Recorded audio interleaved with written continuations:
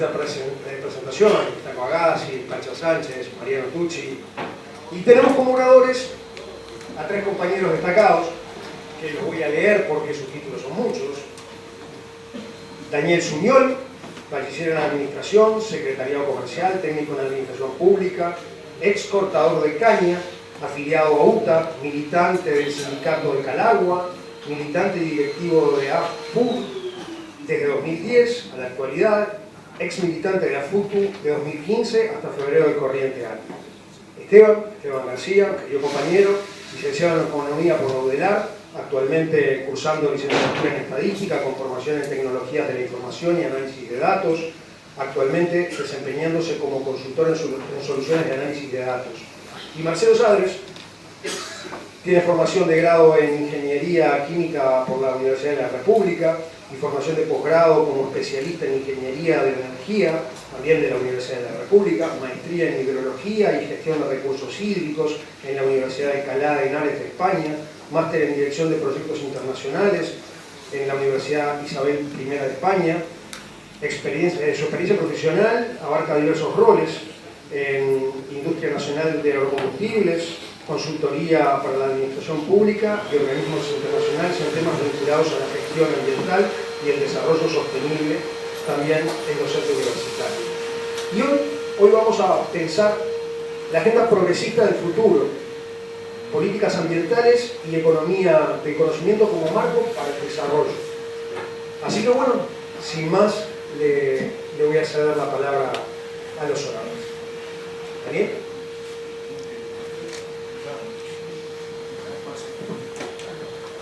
Ahí, ¿cómo me escuchan? ¿Bien? Bueno, muchas gracias. Realmente es para mí un placer estar acá con los compañeros. Agradezco la confianza de Convergencia Popular, que además hay un montón de amigos que me gusta mucho verlos acá porque hemos ya caminado juntos unos cuantos años. Voy a plantear el tema de la agenda ambiental como marco de política de desarrollo, y sé que quizás es un tema que muchas veces puede tener aristas muy técnicas, muy académicas. Lo voy a intentar bajar a un plano que tenga que ver con estas políticas para el desarrollo y bueno, cómo puede ser una plataforma de despegue para pensar el Uruguay de mañana. Como primer punto, plantear también de que si bien es un tema que quizás pueda ser de frontera desde el punto de vista de la política, o no de los más habituales, sí se ve que en los últimos tiempos se empieza a tomar un poco más de fuerza, ¿no? Por ejemplo, se han seguido los procesos electorales, los últimos de Petro en Colombia, de Boric en Chile, y en las últimas elecciones algunos partidos políticos que se autodesignaron como ecologistas o verdes, y bueno, bajo ese rótulo no le fue demasiado mal. Así que bueno, creo que puede ser un tema importante como para empezar a trabajar. Entonces, cuando me toca conversar con los compañeros sobre este tema, siempre me gusta empezar por hacer una breve introducción y decir que bueno, más allá de que podemos rotular algunos temas de índole ambiental, en el fondo las cuestiones ambientales pueden tener mucho que ver con cómo una sociedad decide gestionar y disponer de sus recursos naturales. Y bueno, y eso para un país como Uruguay es clave. Entonces, y también me gusta decir que muchas veces nos queda bastante cómodo decir, bueno, este tema es un tema ambiental, ¿no? Pero en realidad, cuando uno empieza a analizar el tema, se ve que de repente está escondiendo, está enmascarando determinadas cuestiones estructurales que hacen a los temas sociales, y también que hay muchos intereses detrás de algunos temas que bueno, que a priori podrían ser más bien técnicos o propios de los académicos. Entonces hay que analizar estos fenómenos con mucha atención y con mucho cuidado en clave de desigualdad. A mí me gusta también decirlo. Para nosotros como izquierda es importante cuando hablamos de estos temas poner un fuerte sentido de la política y asociarlo con los procesos de desigualdad.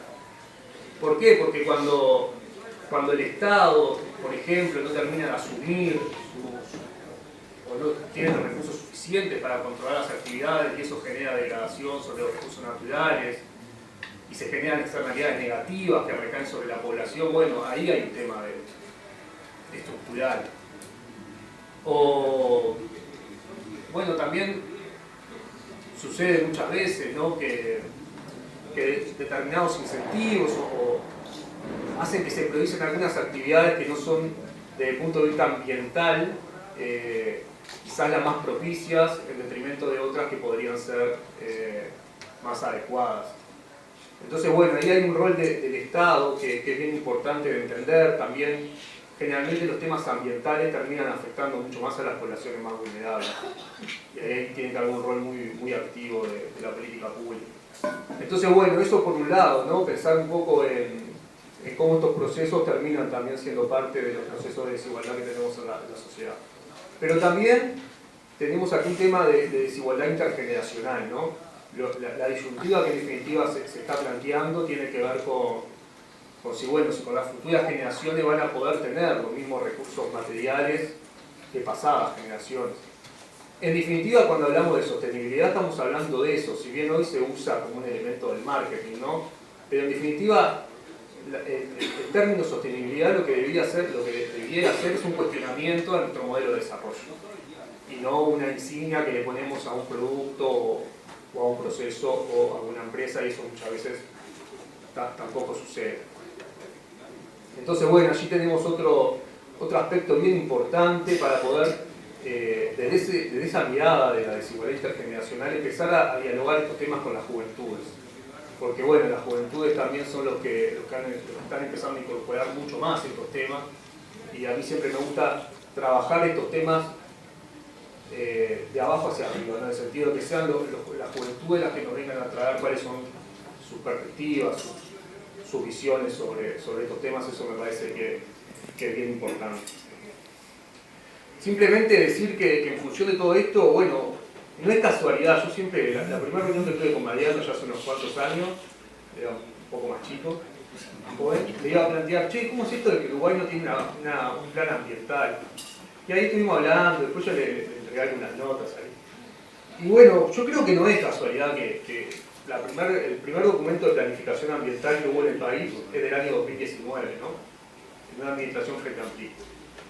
Y también voy a decirlo con total sinceridad, yo creo que en el fondo ese documento tampoco logró materializar cambios reales.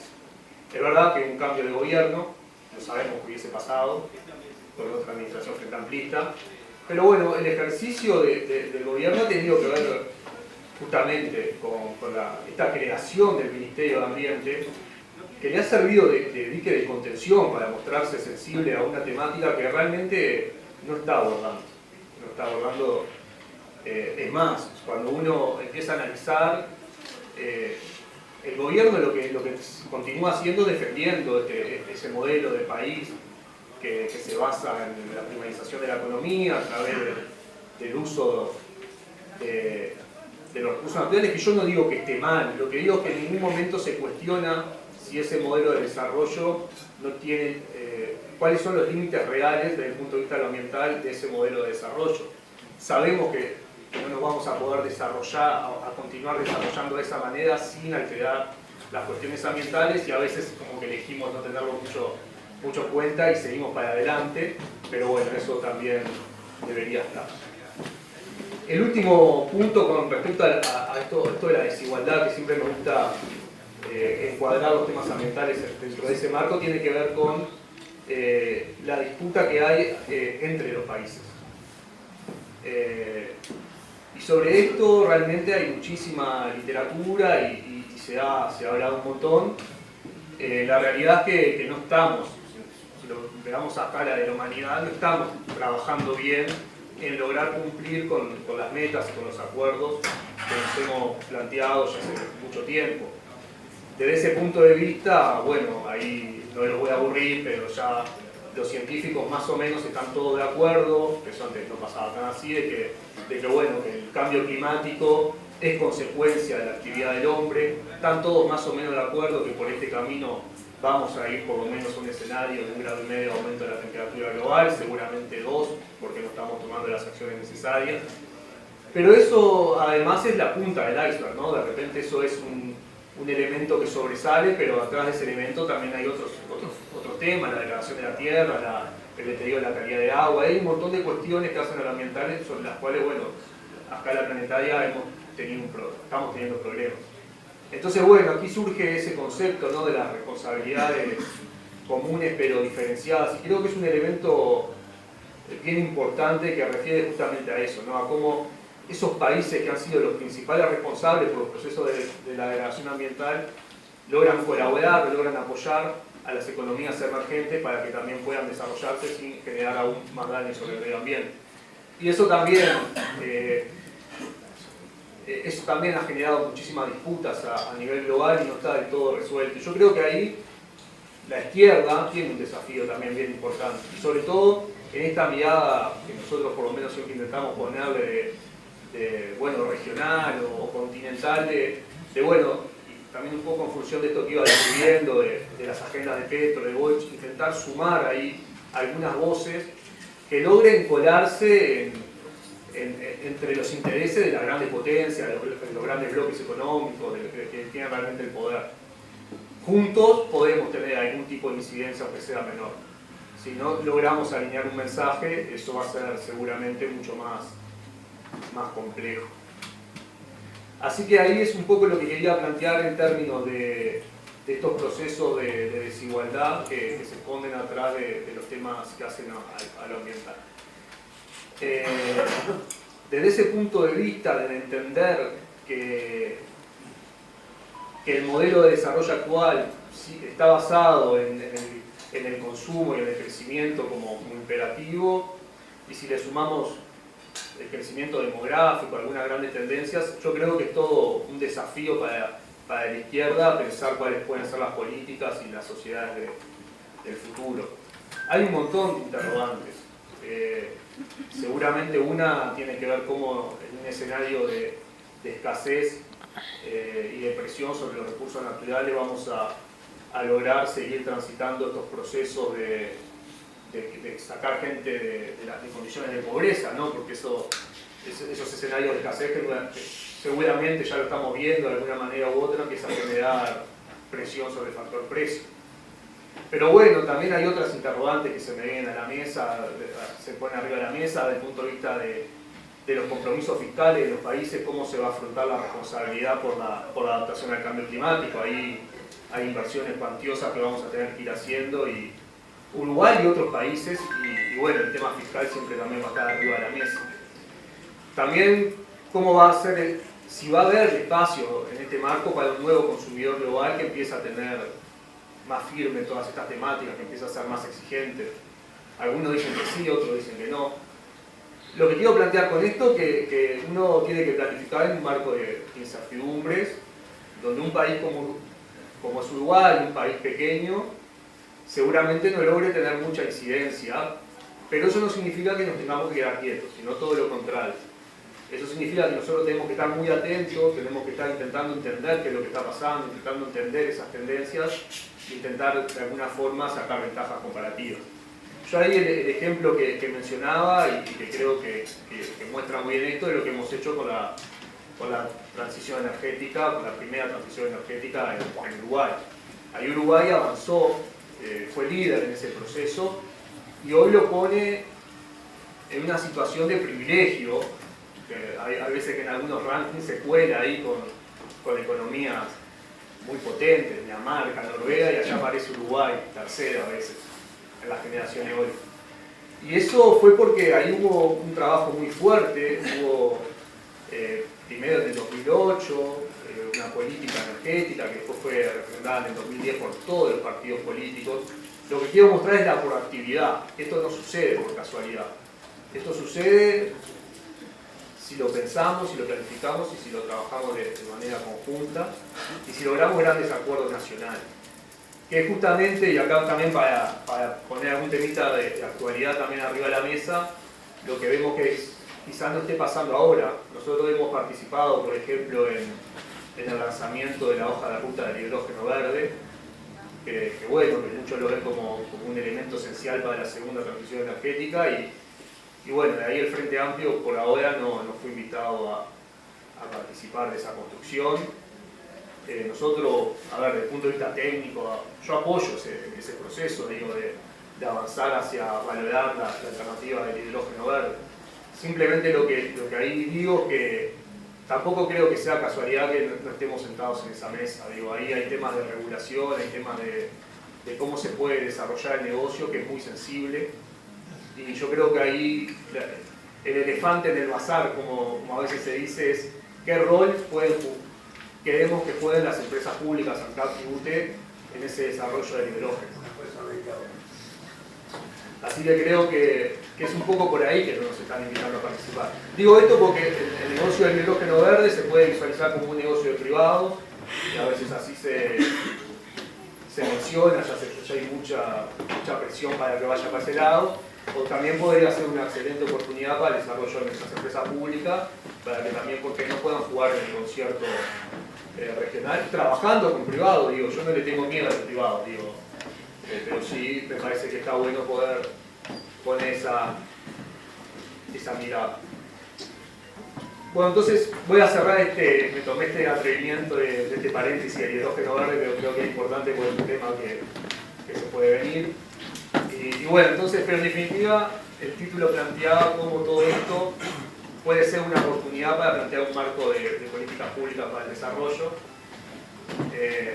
Y bueno, yo acá veo una oportunidad para el Uruguay y bueno, me voy a forzar, voy a intentar explicar por qué. En realidad tiene que ver con cómo nuestra propia matriz productiva, no solo de Uruguay, sino de la mayoría de los países, o por decir todos los países del continente, muy basada en bueno, la exportación de materias primas y la explotación de los recursos naturales.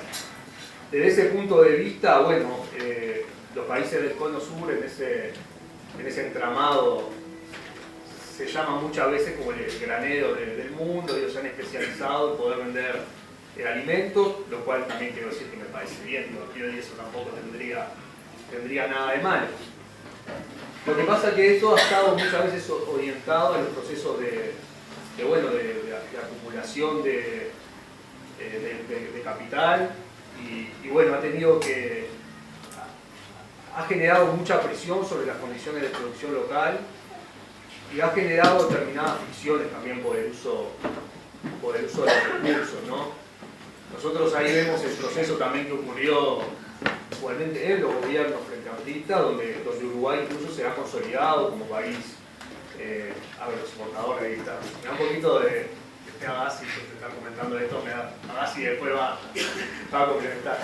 En realidad se dieron una serie de coyunturas que hizo que bueno, Uruguay en definitiva en esos 15 años también se haya consolidado como un agroexportador bueno, básicamente de productos primarios. Ahí nosotros, justamente también con un compañero hablábamos si había habido un cambio sustancial o no en la matriz productiva. Creo que está bueno, me gustó discutirlo. Y lo voy a traer acá porque yo decía, no, mira, para mí, está por ahí, para mí no hubo un cambio sustancial en la matriz productiva, sino que más bien hubo procesos de tecnificación asociados muchas veces a la importación de ciencia, tecnología del extranjero, pero no hubo un desarrollo local de ciencia y tecnología. Eso en definitiva también fue generando, esto también está, recién ahora quizás lo estamos empezando a visualizar, ha generado diferentes empresariados en la rubra agrícola, quizás superando viejos sistemas de producción más asociados a lo familiar, ha generado mucha presión también sobre el pequeño empresario agrícola en el interior, y todos esos fenómenos que fueron pasando desde la coyuntural en el proceso del Frente Amplio, bueno, creo que hoy los podemos visualizar con mucha más claridad, y está bueno que para lo que viene podamos hacer una lectura correcta y ver cómo nos paramos frente a esos procesos. ¿Y por qué lo vinculo con la agenda ambiental? Porque seguramente la agenda ambiental nos va a obligar a tener que repensar nuestros sistemas productivos. Entonces ahí tenemos una interesante plataforma de despegue para que sea desde lo ambiental poder repensar esos sistemas productivos.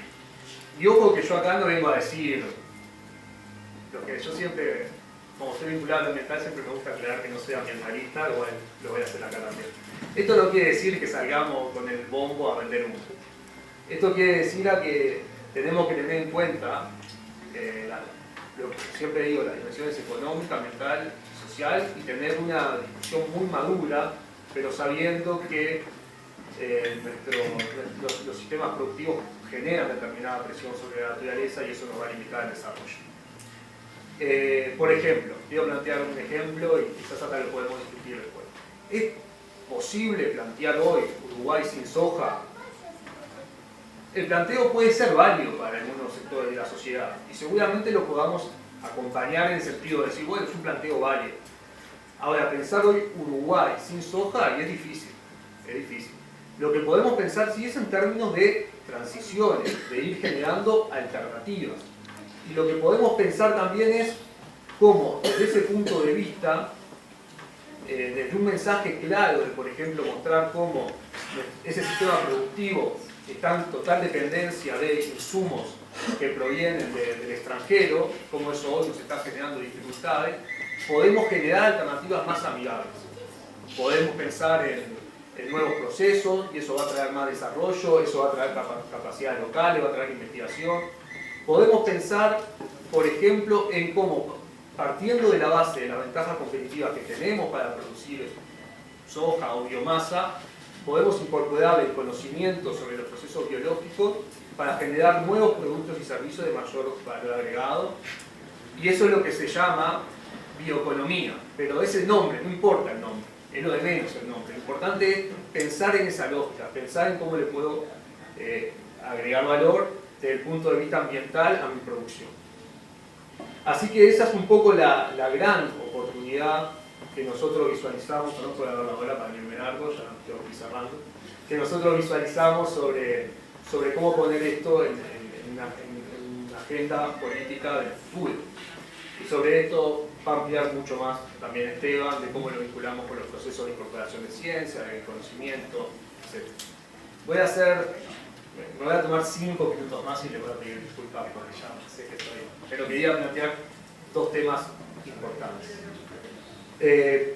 Porque además también para traer algunos temitas coyunturales que creo que andan en la web. Aprovechar el espacio para hablar del tema del agua.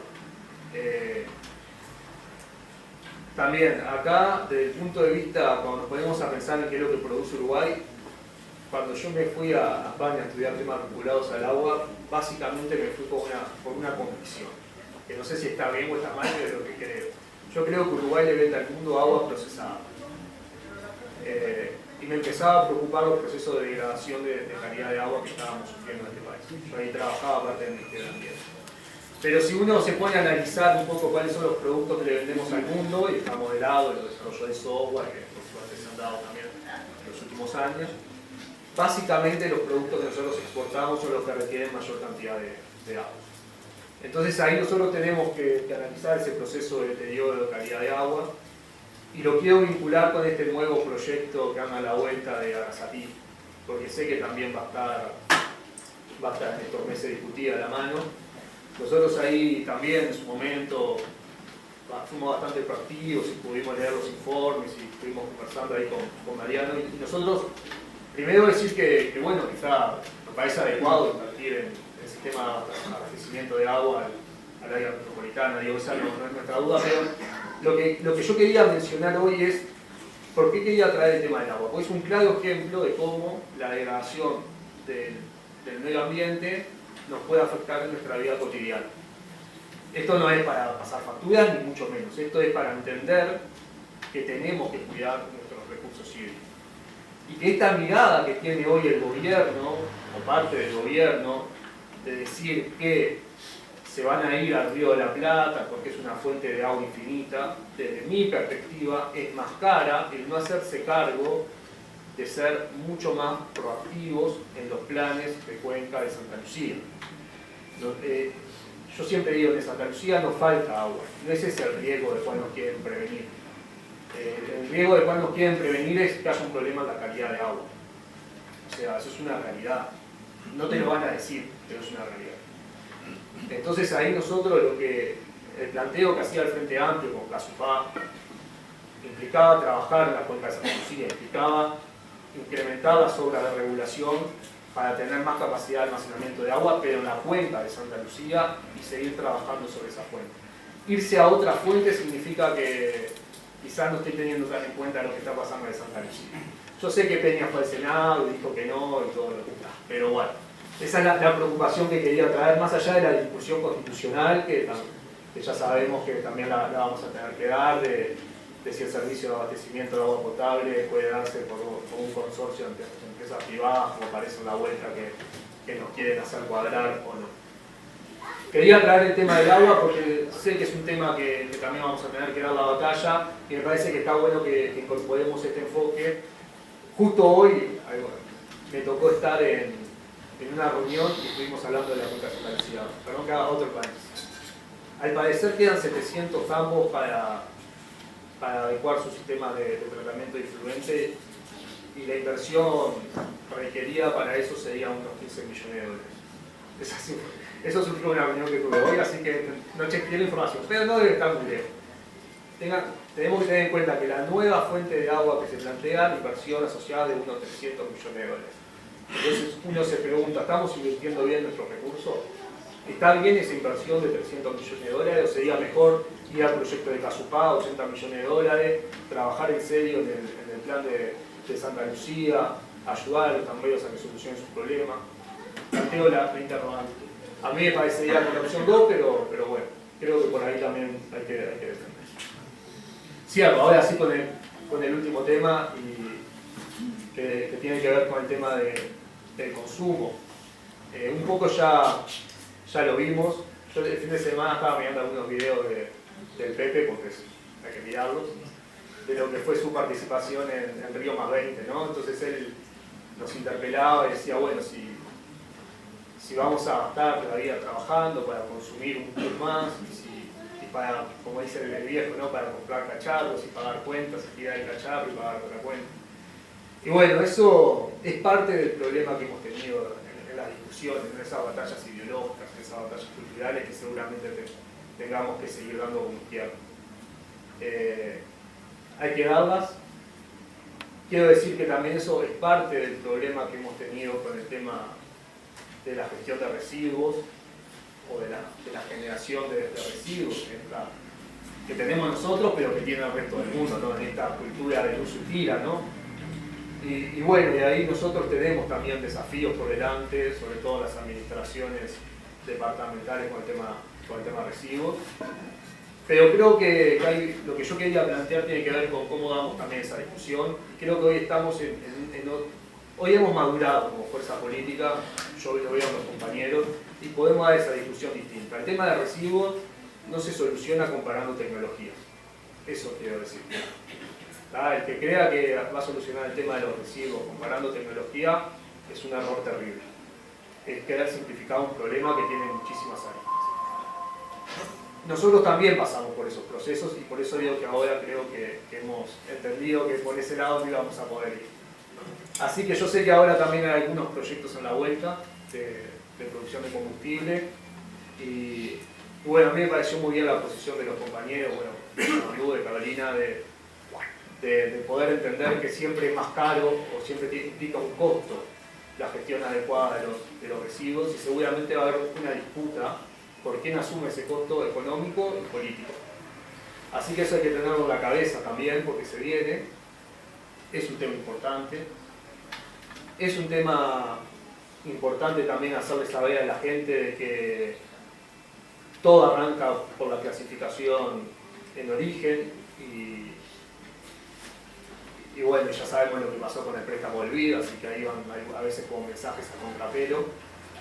Y es importante también hacer notar de que siempre se termina en un sitio de disposición final y por eso también la posición de Yamandú de salir me parece a mí, que se usaba hablarlo con él, de intentar acelerar que el ministro le dé las aprobaciones a ese sitio de disposición final que tiene medias congeladas.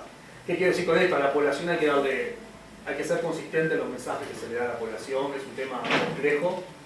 Creo que tenemos que ponerlo arriba de la mesa desde el punto de vista del aprendizaje que hemos tenido en nuestras administraciones y trabajarlo mucho más porque esto va a ser tema seguramente de la próxima campaña también, sobre todo departamental. Así que bueno, voy a cerrar, le voy a dar paso a Esteban, simplemente a modo de síntesis, la importancia, ya hemos visto, de cuestiones coyunturales de empezar a trabajar sobre estos temas que están en la discusión política, pero también en cuestiones más macro de cómo queremos pensar un nuevo modelo productivo. Desde ese punto de vista, poder pasar de un modelo de ventajas comparativas a uno donde se aprovechan las capacidades técnicas es el gran desafío, y para eso el Estado tiene que invertir en ciencia, en conocimiento, tiene que priorizar áreas estratégicas, y sobre eso es lo que va a hablar Esteban ahora. Y voy a cerrar, ahora sí prometo, ya sé que voy a ver si voy a cerrar, repitiendo lo que dijo el Pepe, el Río Más 20, que cuando uno lucha por el ambiente, en realidad por lo primero que está luchando, o por el primer elemento del ambiente que está luchando, es por la felicidad humana. Así que vamos arriba, con esa burro.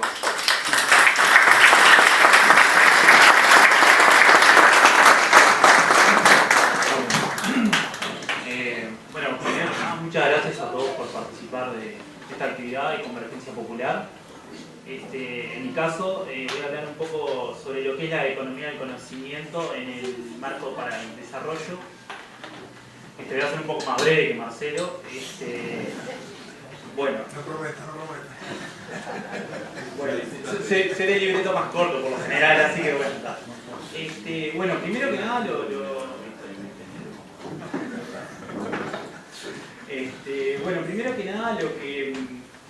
que me gustaría definir un poco o conceptualizar a qué se refiere el término economía del conocimiento. El término economía del conocimiento es un término relativamente nuevo que refiere a actividades económicas que en el último tiempo han logrado participar en una mayor proporción en lo que es la producción humana, ¿no? Entonces, la economía del conocimiento refiere concretamente a actividades económicas que hacen un uso intensivo de lo que es el conocimiento, las nuevas tecnologías, y tienen un alto componente cognitivo a la hora de producir. Entonces, con esta definición me imagino que a todos se les ocurren varias actividades a las cuales entran dentro de esa definición. Entonces, por ejemplo, dentro de lo que es economía del conocimiento tenemos el desarrollo de software, temas de biotecnología, temas de nanotecnología, temas de automatización, robotización, pero también tenemos temas vinculados, por ejemplo, a la creación de una película, a la postproducción de eso, o por ejemplo a una nueva forma de organizarse que tiene una empresa que genera mayor valor. Pero ¿qué tienen en común todas estas actividades? Que su principal valor está en algo intangible. Por eso algunos autores hacen referencia a lo que es la economía del conocimiento como la economía del intangible, del valor de lo que no podemos tocar. ¿Se entiende? Entonces, y para poner un ejemplo bien concreto, podemos ver en los productos que nosotros consumimos hoy en día, cada vez tienen una mayor cantidad de servicios asociados. Y un ejemplo bien sencillo puede ser, por ejemplo, cuando vamos a comprar una prenda de vestir. Hoy en día nosotros compramos la prenda de vestir, pero el valor de la prenda de vestir, la parte tangible debería ser la menor parte del valor. O sea, la parte más importante del valor está asociada a servicios de logística, de comercialización, temas de diseño y de marca, que son cosas que no son tangibles pero generan valor. ¿Bien? Bueno, hecho una vez que hago esta definición, ustedes se preguntarán ¿por qué estamos hablando de esto? O sea, ¿por qué estamos hablando de esto en este momento? Y con los compañeros de Convergencia Popular, la primera respuesta o el primer punto que se nos ocurre al contestar a esto es, primero, la importancia del conocimiento en la economía que está teniendo hoy en día y a las capacidades nacionales que debemos contar para poder dar respuesta a las necesidades de nuestra sociedad. Un ejemplo claro fue con la pandemia, ¿no? Llegó la pandemia, una situación de emergencia en la cual fue necesario que los países contaran con habilidades, con capacidades, con personas entrenadas que estuvieran prontas para dar soluciones a los problemas que nos planteaba la pandemia en ese momento. Y a todo esto también muchas veces surge, bueno, pero ¿por qué como país tenemos que pensar en nosotros generar ese conocimiento si lo podemos importar? Entonces, ¿qué pasa? Muchas veces esas soluciones importadas no dan respuesta a las necesidades concretas de nuestro país, de nuestra economía. ya sea, por ejemplo, el caso de la vacuna de la leptospirosis, que es una vacuna, que es una enfermedad que prevalece en el ganado en el país. La vacuna que se importa no es efectiva, por ejemplo, para cepas nacionales. Entonces, ese es un claro ejemplo de por qué necesitamos desarrollar capacidades que den respuesta a esas necesidades que tiene nuestra economía. Hoy en día el Instituto Pasteur y otras agencias de investigación se encuentran desarrollando una vacuna que dé respuesta a esa necesidad. Bien. Bueno, otro punto que también queríamos comentar es sobre el desarrollo económico de nuestra economía. O sea, si nosotros, por ejemplo, miramos el PBI de Uruguay en los últimos 70 años, lo que podemos ver es que la brecha con respecto a los países desarrollados estamos cada vez más lejos. Es decir, nos hemos ido alejando de lo que en su momento estaba tan cerca en la década del 50. ¿Se entiende un poco la idea? Y estoy utilizando el PBI per cápita, que el PBI per cápita es una medida de crecimiento económico, no es una medida de desarrollo económico. Es importante tener claro eso, que cuando estamos hablando de crecimiento, no necesariamente estamos hablando de desarrollo. Por eso entendemos que es importante pensar el crecimiento económico como un medio y no como un objetivo en sí mismo. O sea, por ejemplo, en este caso, hoy en día nosotros podemos decir Uruguay crece, pero no estamos teniendo desarrollo. Entonces, ahí está la importancia de poder agregar valor y pensar cómo vamos a crecer, qué vamos a producir, cómo vamos a producir y cómo nos vamos a desarrollar. Y a nuestro entender, la economía del conocimiento va a jugar un rol muy importante en romper ese techo de cristal que tiene nuestra economía para dar el salto y dar el paso hacia lo que es una economía desarrollada. Bien. Otra cosa que también queríamos como mencionar es el tema de por qué ahora tendríamos que sentarnos a pensar el rol del conocimiento en la producción de nuestra economía. Y bueno, a mi entender, entiendo que hay gente que puede no estar tan de acuerdo, Uruguay en los 15 años de gobierno frente amplista ha logrado una solidez macroeconómica muy importante. Y hay determinados problemas que décadas anteriores tenía nuestra economía, que urgían a atenderlos, que hoy en día, si bien no desaparecieron estos problemas, la dimensión cambió, ahora es más pequeña. El otro día en una reunión de Convergencia yo decía, hoy en día no tenemos tanto problema con la inflación. Y me dijeron, ¿cómo que no es el principal problema? Es verdad, tenemos un problema muy importante con la inflación, pero no tenemos las inflaciones de décadas anteriores. Nosotros si miramos 50 años para atrás, década a década, el promedio de inflación siempre eran inflaciones de 2 dígitos, llegamos a tener inflaciones anuales de 3 dígitos. Entonces, lo que quiero decir con esto es, con el gobierno del Frente Amplio, Uruguay logró esa solidez macroeconómica que le permite subir la mira y empezar a mirar hacia más adelante y pensar en políticas de más largo plazo. Porque, o sea, repito nuevamente, todo esto no quiere decir que realmente estén solucionados esos problemas, sino que cambió esa dimensión. ¿Bien? Bueno, dicho esto, argumentando un poco por qué pensamos que tenemos que pensar lo que es la economía del conocimiento y el rol en nuestro país, también pensamos un poco acerca del cómo. Entonces, nosotros siempre cuando hablamos de decir, bueno, vamos a hablar de innovación, de investigación, de tecnología, de aplicar nuevas tecnologías, lo primero que decimos, bueno, vamos a invertir en educación y en innovación. Pero también, al momento de pensar esos problemas, lo que tenemos que tener en cuenta es de cómo generar esos ecosistemas para poder vincular lo que es la innovación, la investigación con las necesidades que tiene nuestra sociedad, que es algo que no se va a dar de manera espontánea. ¿Qué quiero decir con esto? Muchas veces el investigador o quien hace ciencia, hace investigación más dura, no necesariamente está pensando en resolver una necesidad que tiene nuestra economía, nuestra sociedad. Por eso consideramos que es importante el rol de determinadas instituciones como son la Agencia Nacional de Investigación, el INIA, el Instituto Pasteur, en vincular, en hacer un match entre las necesidades de la sociedad y las necesidades y el conocimiento que generamos nosotros como sociedad. Porque en definitiva la innovación, la investigación no es buena por sí sola, por definición. Hay que orientarla, hay que guiarla y bueno, entendemos que las instituciones van a jugar un rol clave en cómo encaminar esa generación de conocimiento. ¿Bien? Bueno, otro punto que queríamos comentar es acerca de las consecuencias que tiene esta nueva economía en la que estamos, esta economía del intangible. Y una de las consecuencias más claras que podemos ver es en términos del empleo de las personas. Por ejemplo, en España, el otro día escuchaba en una conferencia comentaban que justamente, a diferencia de antes, que principalmente la desigualdad se estaba dando principalmente entre trabajadores y la clase capitalista, esta nueva economía está generando también una gran desigualdad dentro de la clase trabajadora.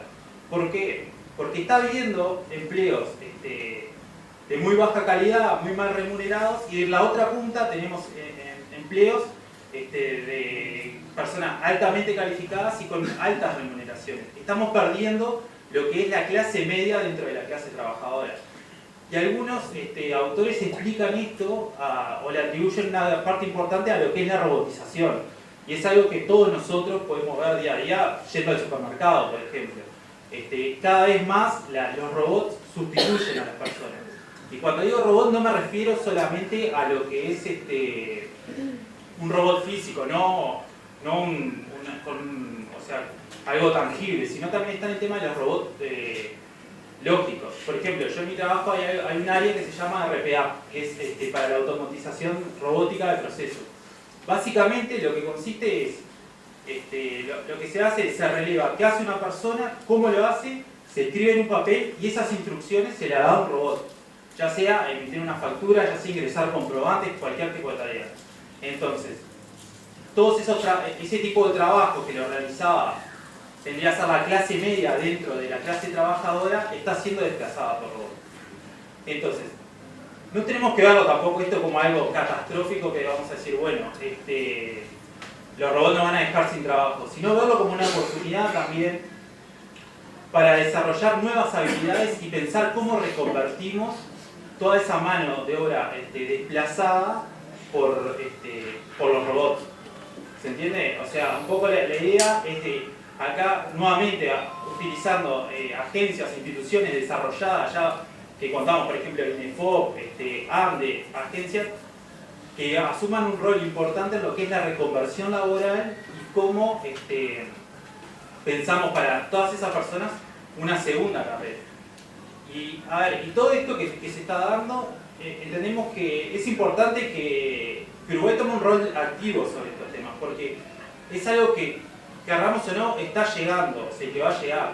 Entonces, cuanto antes empecemos a pensar soluciones para eso, mejor preparados vamos a estar todos y vamos a poder darle más respuestas a la sociedad como es. Bien. Bueno, además todo lo que es la economía del conocimiento lo podemos reflejar, o sea, la economía del intangible en nuevos actores que aparecen hoy en día en la economía, que son los gigantes tecnológicos, que también es algo que se nos presenta la oportunidad de pensar qué rol queremos y cómo regulamos esas nuevas empresas, que hoy en día su negocio no es algo tan claro, no es tan visible, no es tangible, sino su negocio principalmente está en los datos, en la información, y cómo procesar esa información y la incidencia que tienen estos gigantes tecnológicos en lo que es el diario vivir de todos nosotros. Bien, bueno, lo que me surge ahora, y que calculo que a varios de ustedes también le debe estar pasando, es de cómo enganchamos todo esto que vengo diciendo con la agenda medioambiental. Bien, una cosa que consideramos es que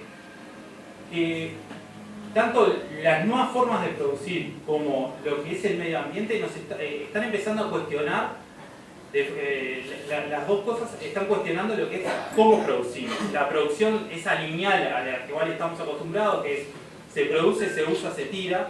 Hoy en día se está cuestionando esa forma de producir y para todo eso vamos a necesitar necesitar de conocimiento, de nuevas tecnologías, de implementar saberes nacionales en cómo resolvemos esos problemas. Y, o sea, y no hacerlo solo porque nos preocupa el medio ambiente, sino porque también eso es un valor en sí mismo. Hoy en día en la economía, ese tipo de actividades, o sea, los productos que generan un menor impacto ambiental, valen más. O sea, uno está generando un mayor valor. Ya no alcanza solo con producir carne, sino qué carne. O sea, cómo la producimos, qué impacto tiene en el medio ambiente. Y todo eso es un valor mismo que se le agrega al producto. Por ejemplo, en algunos casos se está hablando ya de lo que es la trazabilidad 2.0. No solo de saber por dónde estuvo la vaca, sino cuánta agua tomó, dónde, o sea, cuánto caminó. Y todo eso es valor que se agrega a los productos, a la producción nacional, a partir de nuevas tecnologías y de saberes y de conocimiento. Que no necesariamente ese conocimiento va a surgir desde el exterior. Y entonces es importante que nosotros tomemos un rol activo en generar saberes nacionales que se ocupen sobre estos temas.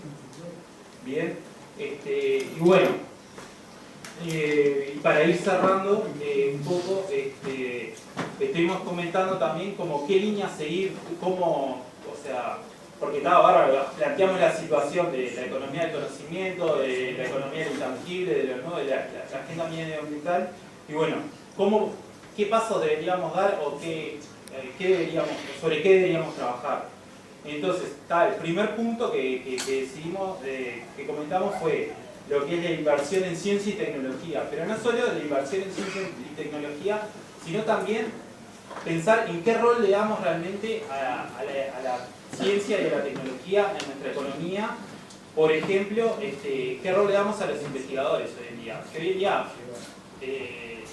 muchos de ellos se encuentran en trabajos prácticamente precarios, que están todo el tiempo o renovando contrato o pensando en dar clases o directamente, y algunos ni siquiera aportan al BPS, porque básicamente trabajan a partir de becas, todo eso. Bueno, y pensar también, si realmente queremos dar ese salto en la economía del conocimiento, bueno, qué rol le damos a las personas que generan ese conocimiento. Bien, el otro punto que ya algo mencioné, la importancia de las instituciones y de los actores que vinculen la investigación, el conocimiento con las necesidades de la sociedad. Y cómo esa innovación y ese conocimiento hacemos que desborde y que llegue a todos por igual y que de una manera más uniforme. Bien. Otro punto también que entendemos importante es pensar en qué rol juega el empresariado nacional y qué incentivos damos a que el empresariado nacional también asuma un rol protagónico en lo que es la innovación y en la investigación. Porque hoy en día son actividades en las cuales los privados no se embarcan directamente porque es mucho más fácil invertir en cuestiones más sólidas, en cuestiones de economía y tecnología. Algo que me dé una renta fija y ya. De hecho, el sistema financiero también siempre va a financiar antes una actividad de algo tangible que decir, bueno, voy a financiar un proyecto de investigación. Bueno, pensar eso un poco también, el rol del empresariado y el rol de las empresas que financian esas investigaciones. Después otro punto que también es importante, que todo este cambio que vemos que se está dando en la forma de producir y cómo producimos en el tema medioambiental, pensar un poco en lo que es la reconversión laboral de esas personas que terminan siendo desplazadas por estas nuevas formas estas nuevas formas de producción. Ahí entendemos que el rol de INEFOP, ANDE, las universidades, la UTEC, todo eso van a tener que pensar cómo reconvertir y generar carreras o segundas carreras a esas personas. Y el último punto, que es algo que ya veníamos comentando, es pensar cómo, nosotros somos un país productor de alimentos, ¿bien? Producimos carne, grano, lo que sea. Bien, ¿cómo le agregamos valor a eso? ¿Cómo escalamos en la cadena de valor global para que nuestra carne sea algo más que carne? ¿Cómo le agregamos ese valor intangible a la carne para que cuando salga de nuestro país le aporte más a la economía y también participen más actores en la producción de estos productos. Que hoy en día sale la carne, está, bueno, ¿cómo hacemos que involucrar más al resto de la sociedad en esa producción y que a su vez derrame más en el conjunto de la economía? Así que bueno, dije que iba a ser más breve. Muchas gracias.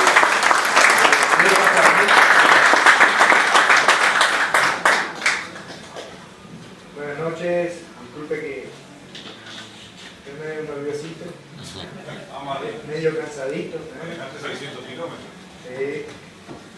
Y bueno, basándonos en la agenda ambiental y escuchando a los compañeros que recién hablaban, yo bajé en ejemplos que se están dando en la zona. Uno de los temas que tocó el compañero, el déficit hídrico. Me dirán, sos de Bella Unión, ¿qué déficit hídrico tenés si tenés el río Uruguay y tenés el río Coray? En este verano se notó. Parte del río Coray quedaron secos. El río Uruguay quedó con un caudal muy pequeño. ¿Y a qué se debería eso? A la explotación en mal riego que se está dando, por ejemplo, Brasil arriba, en la parte arrocera. Nosotros en Bella Unión contamos con un sistema de riego bastante privilegiado. No sé si se acuerdan, cuando el Pepe justamente era ministro de Ganadería y hubo una sequía grande en Bella Unión, en Uruguay, se recorrió el Uruguay en avioneta y el único lugar que estaba verde era Bella Unión, por el sistema de riego que tenemos. El río Uruguay en este verano ha retrocedido mucho y ahora ha crecido de forma bastante brusca al punto de entrar a las piscinas de decantación, siendo uno de los contaminantes, uno de los principales contaminantes. También son golpeadas tanto las aguas del río Uruguay y del río Cuarén como la subterránea, vamos a decir, con el uso de agrotóxicos. Tenemos mucho uso de agrotóxicos, no vemos políticas fuertes que ataquen esa parte. Al contrario, últimamente parece que eso se incrementó y la pandemia dejó en descubierto eso. Porque yo no sé si hay algún estudio o algo por el estilo que diga, pero en Bella Unión murió mucha gente y todos cuando iban a CTI, dicho por los propios enfermeros, llegaban con los pulmones deshechos. Tenían los pulmones deshechos. ¿A qué le retribuimos eso? A la cantidad de agrotóxicos que nos estábamos fumando por aerofilaciones, por maduradores. También viendo la parte de la tierra, es preocupante porque nosotros ya tenemos un monocultivo. No hay una renovación, no hay un movimiento que le pueda retribuir algo a la tierra. Hay un continuo desgaste.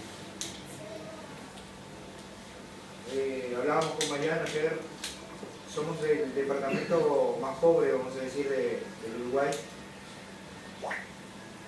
por la poca producción que se da en el departamento, gracias a Dios en Bella Unión, la historia es otra, pero igual hemos sentido una falta de una segunda alternativa, no tenemos segunda alternativa. En Bella Unión, sos cortador de caña, trabajás en la luz, sos la policía, un río público. Y eso es preocupante. Hemos tenido proyectos, hemos tenido Calagua, Calinor, Vinos del Norte, que han desaparecido con el tiempo. Ahora hay proyectos nuevos, quieren llevar el cáñamo como una segunda opción a la caña. También vemos una resistencia por parte de los grandes productores a salir del ámbito de la caña por la poca mano de obra a la hora de del cuidado a la hora de cultivos y se lleva bastante mano de obra en la parte del corte de caña. Y escuchaba al compañero hoy hablar sobre la reconversión. Ya se quiso mecanizar el corte de caña, pero trabajar allá no estoy. Sí. Estoy hablando de luego con dos titanes. Se quiso mecanizar y esa mecanización valía casi el 50-60% de la mano de obra que se está usando ahora. O sea, traería más pobreza a nuestra ciudad. Y bueno, como dije, quise bajar un poquito a lo medioambiental, a lo que vemos diariamente.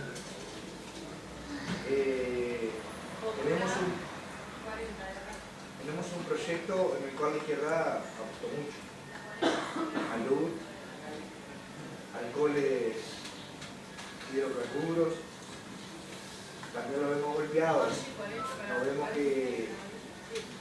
no vemos andamiento y vemos estancamiento en eso. Pertenezco a la intersindical y en la intersindical uno de los compañeros manifestaba su preocupación también por la nomenclatura de biocombustible que dicen en el diésel, que eso ¿cómo es? El consumo uruguayo es una multa, que para pagar esa multa tienen que poner un impuesto en el propio combustible. O sea, estamos pagando multa por no hacer lo que no tenemos.